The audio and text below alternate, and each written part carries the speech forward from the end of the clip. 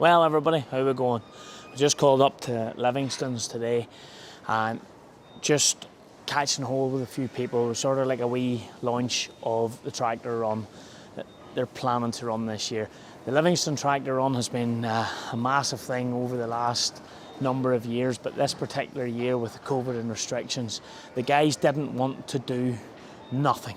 So the committee has really got together and they've come up with a new concept for them, a virtual tractor run. So they really want to try and get some much needed money to these charities, the Southern Hospice, Children's Hospice and the Air Ambulance. So I've literally just come taking a wee walk through the cows because I like to see cows, and we just had a wee catch up with some of the representatives from the charities and from the Livingstone family there, just explaining what's going to happen, how we can donate and what we're going to do. We're going to try and help everybody get information how to take part. We ourselves at GRASSMEN will do our bit to take part, and yeah, so look at that lovely 6830 out there too, big shoes on her, some job, hey. Stanley, how are you? Not so bad myself. Thanks for obviously inviting us back. We know the Livingstone tractor run is a massive day out, and this particular year it's going to be a wee bit different, and we know it's bigger than just you here and this shade that we keep coming back to, but how's your year been as contractors?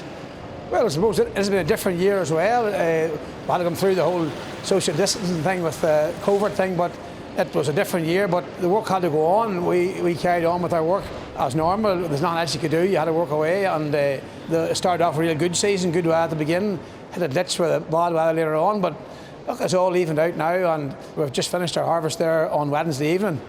I can see she's over your shoulder there. She definitely needs a bit of a wash now.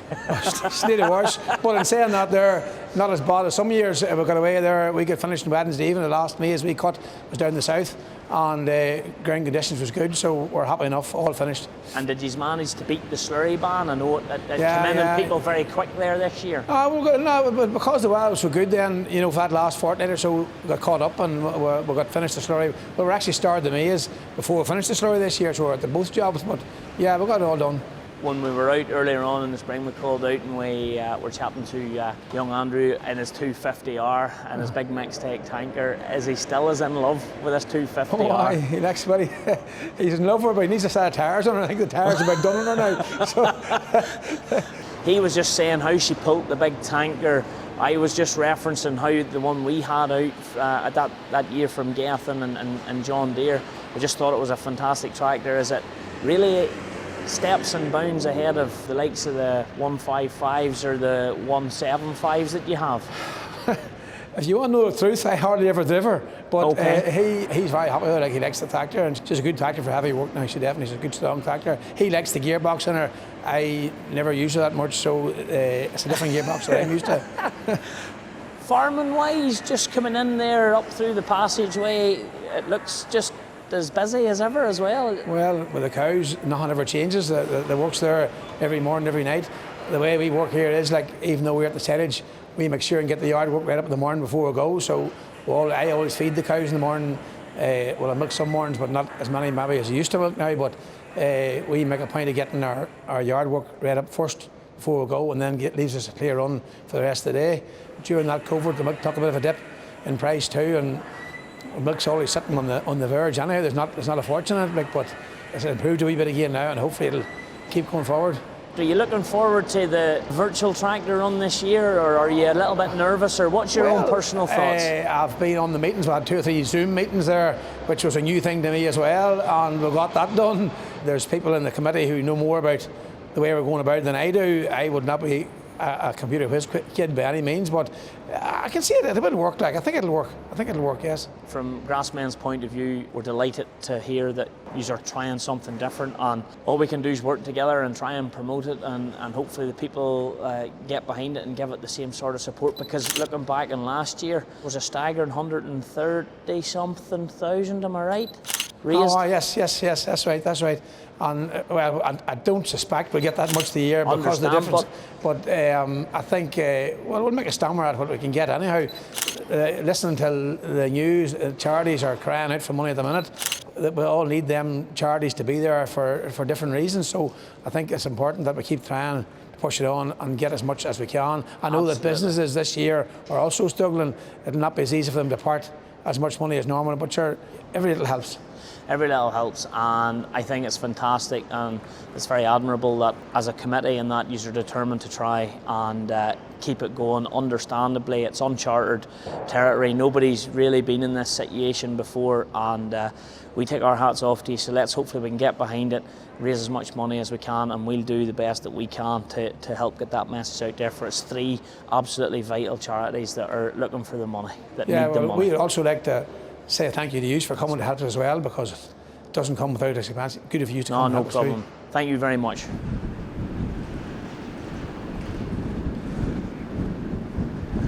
Cedric, how are you? I'm the very best, thanks. Good man. This time last year you were in Greece, I do believe, when we called over to have a chat about the tractor run. Oh, that's right, and it was a lot warmer than it is today. You're right. It was cold the last day we were here as well, but Cedric, Livingstone tractor run over the last number of years has literally became a must-do for nearly every young lad or farmer or whatever with a tractor. It falls at a fantastic time of the year. Everybody looks forward to it. We look forward to it ourselves.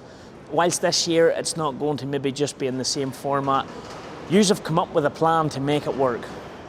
Yeah. What is that plan? Well, it is disappointing that we're not having our normal tractor run, but it is what it is, and we have to do our best to protect everyone. So we're going to do the virtual run, and the idea is you will have to go online and register your tractor, simply donate your money, and there'll be another option if you just simply want to donate money, you can donate without having to register your tractor. We're hoping that we're going to get a lot of people to come on, and do it. Over this last number of years, we've had Ben Sargent as our principal sponsor, and he's with us again this year.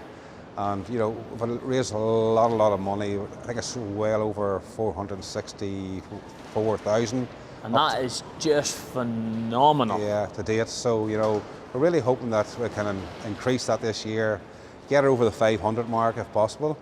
There will be a page set up to donate money. We can register a tractor and then send in a picture of the tractor. Yes, as well as that there, you say register your tractor, donate your money, and then email us a picture of your tractor, either just a still photograph or a short clip of you driving your tractor, and then we'll put this all together. As sooner people put it up, the quicker we can get it built. It's going to take some time to get this whole thing running, built up to go out on the 2nd of January at 12 noon, the time that we would be normally running the tractor run at.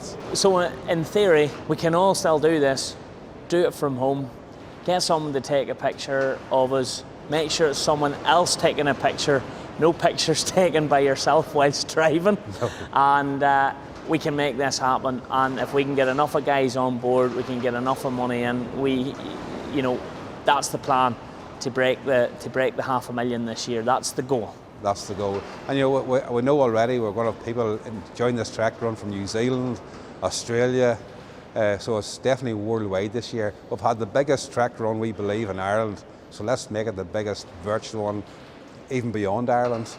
Absolutely. And look, we will do our utmost at GRASSMEN to help you achieve that. We knew this year it was going to be difficult, but we had to do something. We know the charities definitely need this. There's virtually nothing happening out there for them this year, and they're relying totally on people like us to try our best to do something to help out. And we just don't have an option. We have to do this. They need our money. They need all the money that people can donate, and we really do appeal to the people to get behind this year, to donate as much as they can into this so these charities can survive. And that is what we're talking about for some of these charities. it is survival. Like, you know, the one that stands out in that one is the air ambulance. Every time that red bird goes into the air to potentially save a life, that's a real-time cost. I mean, helicopters, and it's a significant cost, and they need every little bit that they can get. And the hospices as well, you know, there's nurses, carers, COVID protection. There's so much extra money even needed during this crisis for these charities just to keep everybody safe. Yes, absolutely. You know, there's a lot more pressure on them in every way. As you say, sanitising is very, very important now. It's not only just the normal run, it's actually harder to run these charities, more so than before. Harder to run and less money. So that's why. That's exactly it. Less money, as you say, and harder to run them. And you know, we don't want to have to close beds in any of these hospices, and we want that big board, as you call it, up when it's needed. Well, look, Cedric, thank you very, very much, and maybe we'll be able to get another chat a wee bit closer to it, or maybe we'll be able to help a wee bit from the Ballymena side of things. But we'll maybe, if we can't have a chat soon, we'll maybe get a Zoom meeting and see how we can keep pushing this forward for you. So thank you. Thank you very much, Gareth.